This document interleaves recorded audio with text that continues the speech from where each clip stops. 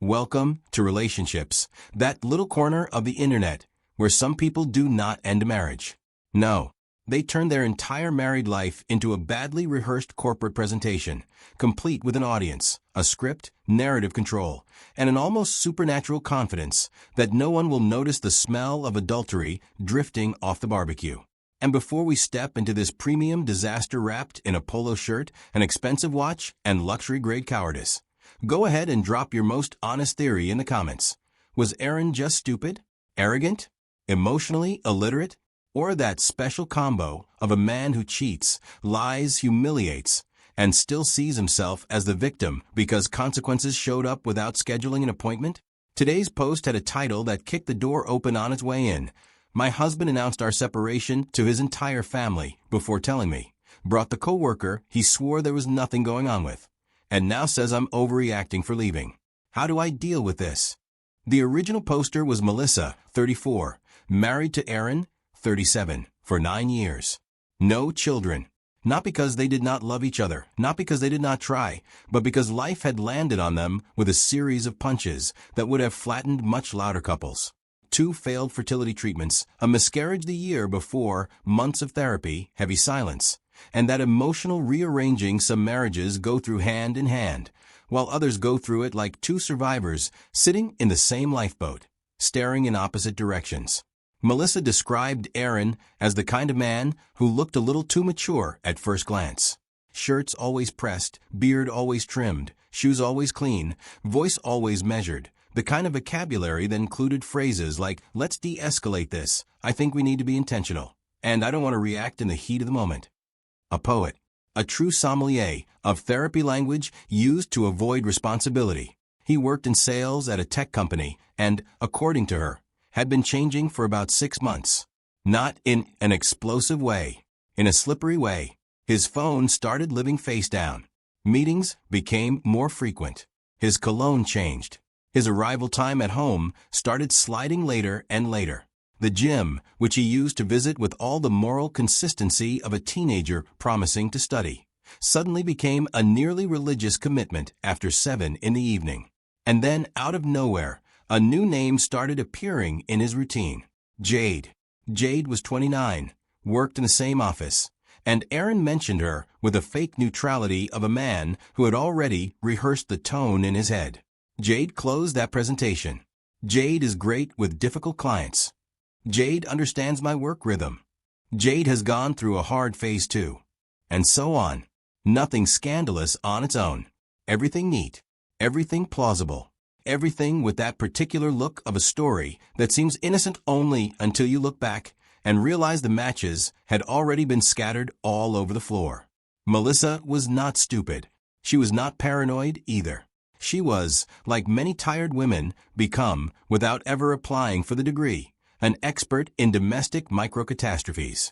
She noticed when a hug lasted less time, when a smile did not reach the eyes, when conversation at home started sounding like customer service, when the man sharing her bed began answering simple questions as if they were annoying notifications. Even so, she said she tried to be fair, because there is a miserable phase in almost every bad relationship where the betrayed person is not trying to uncover the truth. They are desperately trying to prove to themselves they are not losing their mind. So she did not go through his phone. She did not make a scene. She did not follow him. She did not play discount app detective. She observed, and she kept swallowing that specific feeling that something was rotting slowly behind the wall. The official implosion started on a Friday. Aaron woke up too early, in too good a mood, and far too put together for a man who, according to the calendar, was only supposed to attend a family barbecue the next day. He was whistling in the kitchen. He ironed his favorite Navy shirt. He spent 20 minutes choosing a watch. An ordinary man might ruin an entire marriage, sure, but he usually does not dress like he is about to launch his own brand of cynicism at a casual event at 11 in the morning. Melissa thought it was strange, but said nothing. She went to work. In the middle of the afternoon, she got a text from her sister-in-law, Tessa, Aaron's younger sister. It was short, strange, and it carried that bad energy of someone who knows too much and has no idea how to begin. "Are you okay for tomorrow?" Melissa replied, Why? Tessa read it and did not answer. Nothing good ever starts with scene and silence. On Saturday, they went to Aaron's parents' house for a barbecue that was, in theory, just a spring family gathering. Parents, sister, brother-in-law, 2 cousins, 1 aunt who talked too much, and that upper-middle-class backyard atmosphere where everything looks civilized. But any disaster gets better cutlery. Melissa said that as soon as they arrived, the air felt wrong. Her mother-in-law, Diane, hugged her with the softness people use at funerals. Her father-in-law, Paul, could barely hold eye contact. Tessa looked like she was about to swallow her own tongue. And Aaron? Aaron was calm. Too calm. Moving in circles. Polite. Serving drinks. Adjusting chairs. Wearing that smile of a charity event host who already knows who won the raffle. Then came the first stab wound. Jade showed up. Just like that. She walked in through the back gate carrying a pie and a bottle of white wine, as if this were the most normal thing in the world. As if a married man's coworker could simply materialize at a family lunch without anyone needing to explain a thing. Aaron went to meet her halfway with carefully measured enthusiasm. Not enough to look guilty, just enough to look close. Melissa watched the scene with the same feeling people get when they see smoke coming out from under the hood and hear someone say it is probably just steam. She asked Aaron quietly, near the drinks table, what Jade was doing there. Aaron answered just as quietly, with the irritating serenity of a villain in public relations mode. She was going through a hard time, and my mom thought it would be nice to invite her. Don't make everything into a thing. Don't make everything into a thing. Beautiful sentence. Minimalist. Elegant. Works for cheating, arson, fraud, a corpse in the trunk, and pretty much any situation in which a man does not want reality interrupting his schedule. Melissa swallowed hard and tried to make it through lunch without losing it. Because sometimes, when the brain receives something too absurd, it prefers to process trauma in installments. And that is exactly what happened. She slipped into a nearly automatic state. Sat down. Answered questions. Pushed food around her plate. Felt the metallic taste of adrenaline rising in her throat. Watched Jade laugh at Aaron's jokes with an intimacy that did not belong in that backyard. Watched her mother-in-law offer too many napkins to the girl, too much wine to her son, and too much empathy to everyone except her own daughter-in-law. The bomb went off 20 minutes later. Aaron tapped a fork against a glass. Everyone looked up, and there, standing near the salad table with sunlight on his face and the arrogant certainty of a man who had rehearsed his own monstrosity in the mirror, he gave a speech. He said he wanted to thank the family for their support over the past few weeks. Melissa went cold. The past few weeks. Then he said that difficult changes require honesty. Then he added that he and Melissa were entering a new phase. A new phase. That cowardly man vocabulary always tries to make tragedy sound like a kitchen remodel. Then came the sentence that killed the marriage in public. We're separating. It's been painful, but I believe it's what's best for both of us. Melissa wrote that, for a second, she thought she had misheard him. Not because the sentence was unclear, but because the human brain does not like accepting humiliation when it arrives in the tone of a TED Talk. She just stood there, staring at her husband as if her soul had suddenly lost balance. Aaron kept going. Of course he kept going. He said they had been facing deep problems for a long time. He said Melissa had been struggling with a lot of pain and anger since last year's loss. He said he did not want to expose intimate details, but that the family deserved context in order to understand what was happening. He said Jade had been an important friend during difficult months, and that he hoped no one would be unfair to her. Good Lord. The man did not end the marriage. He held a press conference. And, as a bonus, he served up his wife, her grief, and the coworker all in the same package, as if he were handing out family-sized humiliation kits at a barbecue. Melissa wrote that she barely remembered breathing in that moment. She remembered only 2 things with crystal clarity. The first was Aaron's hand squeezing her knee under the table in a gesture that felt more like a warning than affection. The second was her mother-in-law's voice saying, almost in a performative whisper, "Let's all stay civil." Civil. As always, the favorite word of people watching a woman get trampled and worrying more about the volume of her reaction. Melissa asked in front of everyone, "What are you talking about?" Aaron turned to her with that controlled panic look that only appears when the script drifts 1 inch off course. He said, "Mel, please. Not here. Not here." A delicious detail, because here was very obviously exactly where he had wanted all of this to happen. She stood up. The chair scraped against the patio floor with a hard, dry sound that, according to her, was the first honest sound of that entire lunch. She asked Aaron to come inside the house. He did. Jade stared down at her plate. Diane pressed her lips together, like someone already preparing to defend her son in the imaginary courtroom of her own mind. Tessa looked sick. Paul stayed frozen in his chair with the energy of a man who had realized far too late that he had raised an idiot. In the kitchen, Melissa asked if this was some kind of sick joke. Aaron replied that he did not want to keep hiding the truth. She asked since when they had been separated. He said that, technically, they had not formalized anything yet, but he had thought she already knew that was where things were heading. Read that again, but inside your soul. The man decided his wife should have figured it out, so he announced it to his family first. Melissa asked what Jade was doing there.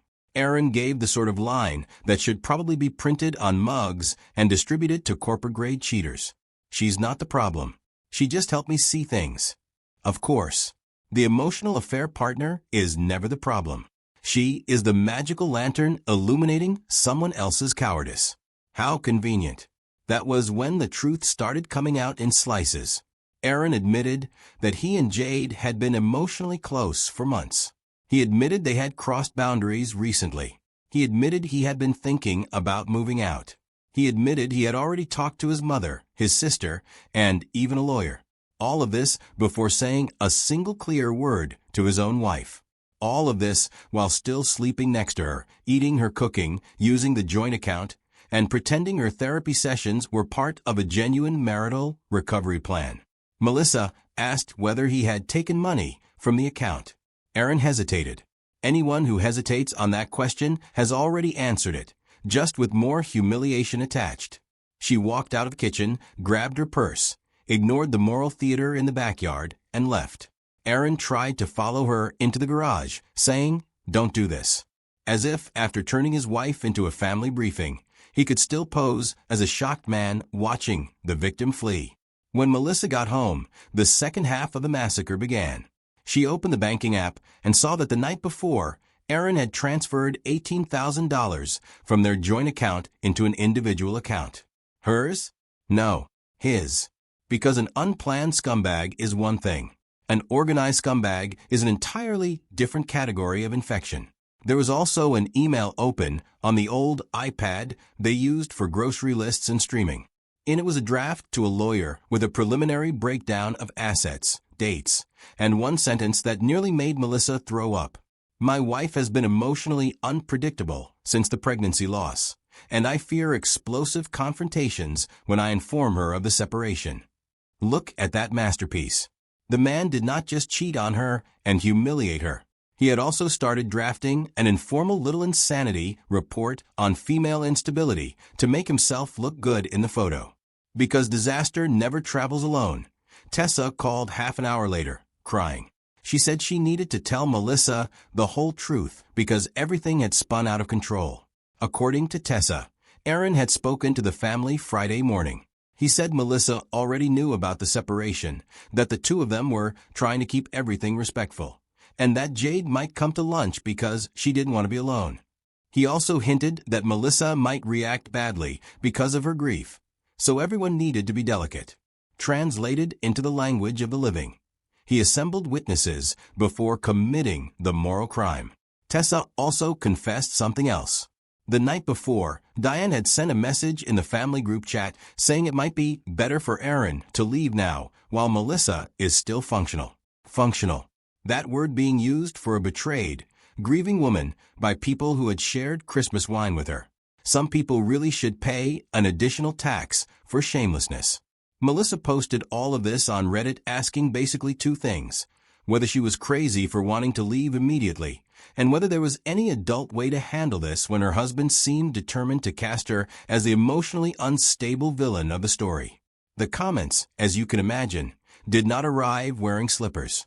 One of the most upvoted said, "He didn't have a conversation. He held a press conference to manage his reputation." Another said, "Your husband didn't end a marriage. He launched pre-marketing for his own affair." There was also a woman who wrote, "Always distrust a man who wraps cruelty in therapy language. It's like perfumed sewage. Still sewage." And honestly, I would like to frame that last comment. A lot of people told Melissa to save screenshots, protect the account, call a lawyer, and stop speaking to Aaron without a record. Some pointed out the obvious thing that people in the middle of a hurricane sometimes take a while to accept. Jade had not been invited by accident. She had been used as a visual prop in a stage production. Her presence there had a purpose. She was trophy, transition, and threat all at once. A living note that said, "The replacement is already underway, so please cooperate with the timeline." One comment was especially brutal, but not unfair. "He tried to leave you speechless in public, so he could sell your later reaction as hysteria. It was a social ambush." And according to Melissa, that was the sentence that made everything click into place. Because yes, that was exactly it. This was not honesty. It was damage control, just executed by a man stupid enough to think humiliating his wife in front of his family would generate peace instead of evidence for divorce proceedings. That same night, Aaron showed up at the house around 1 in the morning. Of course he did. Because the universe adores the cliché of a man who burns the bridge and then comes back asking to use the garage. Melissa said he had a backpack, a tired expression, and the audacity fully intact. He explained that things with Jade were complicated, that he needed space to think, and that maybe it would be best if he slept in the office or on the couch until tempers cooled down. Like someone asking for shelter after setting the building on fire. She asked whether he was seriously asking to sleep in the house after publicly announcing the separation, draining part of the joint account, and exposing her miscarriage at his family barbecue. Aaron replied, without a trace of detectable irony anywhere in his nervous system, "I didn't expose it. I contextualized it." Contextualized it. That word should be banned by federal decree whenever it leaves the mouth of a man caught marinating in his own filth. Melissa said no. Aaron insisted she was focusing on the form instead of the content. He said the marriage had been bad for months. He said he did not want to keep living a lie. He said the family needed to understand why he was leaving. He said Jade had nothing to do with the primary decision. He even said that if Melissa were being rational, she would recognize that he had tried to handle things in the least destructive way possible. The least destructive way possible. He said that on the front porch, to the woman he had just humiliated in front of his entire family, using her grief as a supporting visual for the speech. Melissa wrote that, in that moment, she felt something curious. Not rage, not despair, not the urge to scream. She felt disgust. That cold, crystal-clear kind of disgust that sometimes appears when love dies all at once and leaves behind a kind of cruel lucidity. She told him to hand over his keys and called her brother, Colin, who arrived 20 minutes later with the holy energy of a man who already understood everything and was exerting serious effort not to turn the evening into a police matter. Aaron tried to perform balance for Colin too. He talked about time, transition, complexity, and mutual respect. According to Melissa, Colin listened for about 30 seconds and then replied, "You introduced your mistress at the family barbecue before speaking to your wife. Don't use the word respect in front of me. It might die of shame." Beautiful. Therapeutic. Strong enough to clean tile.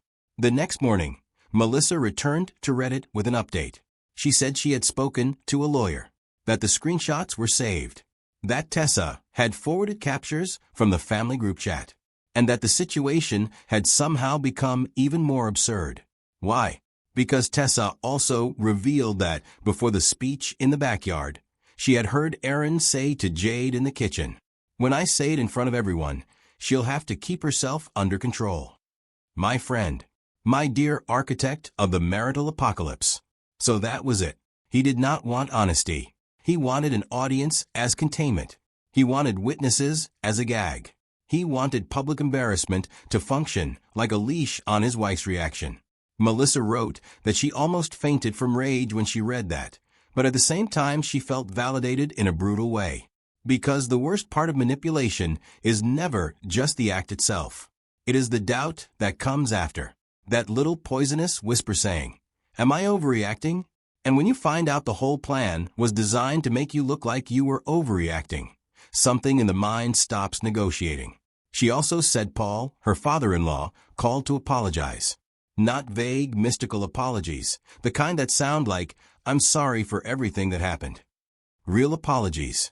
He said he did not know about Jade. He did not know about the bank transfer. He did not know Aaron was going to mention the miscarriage. And when he realized the scale of the monstrosity, he was in shock. He also said Diane knew more than she admitted, and the two of them were now fighting over it. Marriages wrecking marriages. A chain reaction with almost artistic symmetry. Jade, for her part, sent Melissa a long message.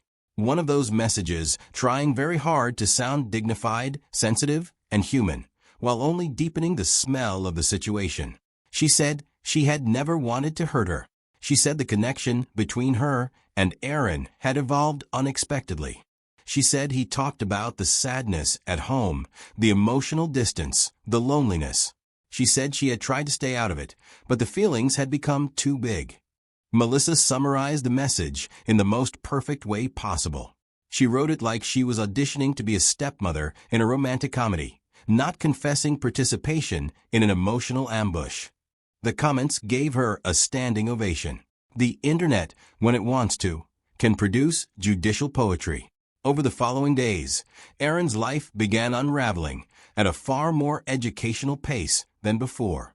Not because of mystical karma, because of consequences that rare little creature people often mistake for persecution. Tessa cut contact with her mother for a while. Paul told Aaron to return the money.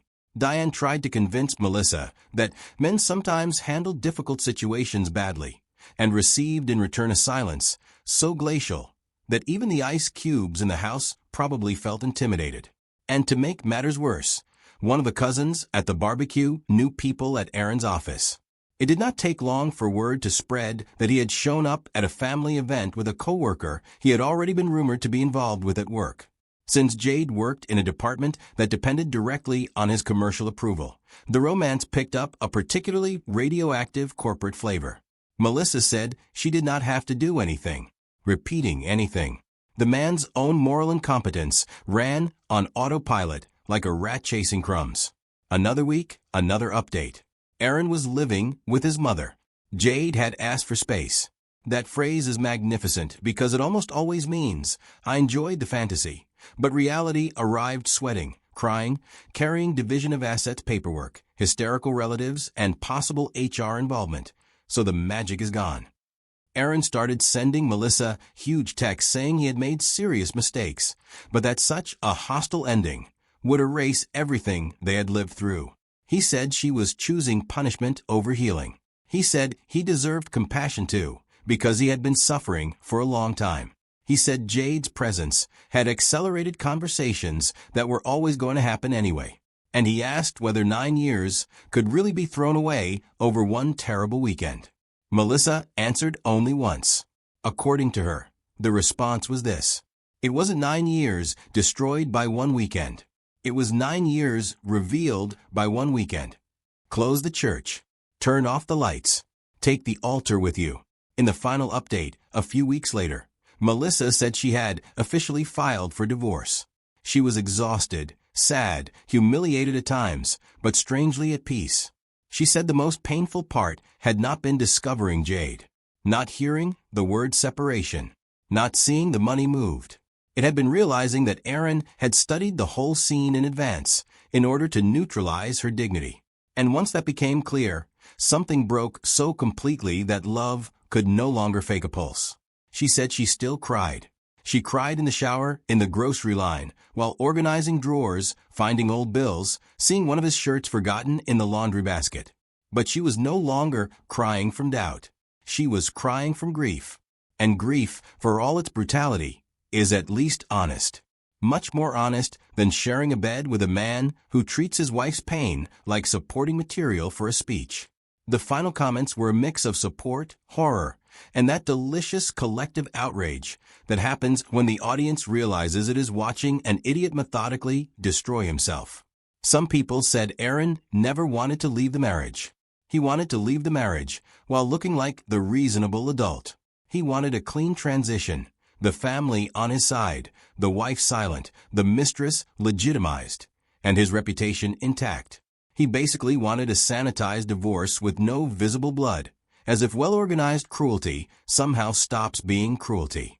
But he forgot one tiny detail. Melissa was not scenery. She was not an extra. She was not the unstable woman in the script he had written to make his own escape easier. She was the real person he betrayed, exposed, and tried to socially domesticate. And when she stepped out of the performance and started documenting the facts, his fantasy melted like cheap butter in the sun. In the end, Jade backed away. The family imploded. The money had to be returned. The father was ashamed. The mother was exposed. The sister was horrified. And Aaron, the grand architect of the elegant transition, ended up living in his childhood bedroom and sending texts about compassion to the woman he had tried to silence at a barbecue. Honestly, cinema. Because some people do not destroy their own marriage slowly, as tradition dictates for discreet cowards. Some choose to do it at full speed, with an audience, badly used therapy language, supportive mistress, complicit mother, and an arrogance so grand it practically qualifies as performance art. And that, my friends, is probably the most efficient way to destroy a marriage in 24 hours or less. Turn the wife into a narrative obstacle. Turn her grief into an argument. Turn the family into an audience. And turn your own infidelity into a moral PowerPoint. But what about you? What would have been the most unforgivable part here? The public announcement, exposing the miscarriage, preparing the family before the conversation, bringing Jade to the barbecue, trying to use social shame to control Melissa's reaction, or the fact that Aaron still thinks the only problem was the way he handled it.